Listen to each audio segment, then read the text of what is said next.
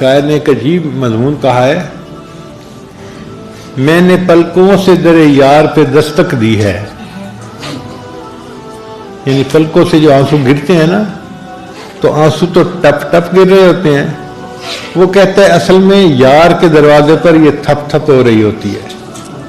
کہ جیسے دروازہ کوئی کھٹکھٹا رہا ہے، دروازہ کھولو۔ میں نے پلکوں سے در یار پہ دستک دی ہے،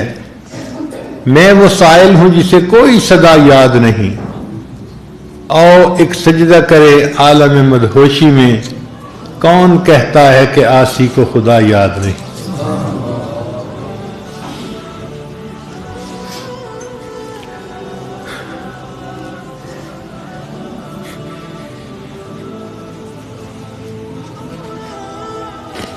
اللہ تعالیٰ ہمیں بھی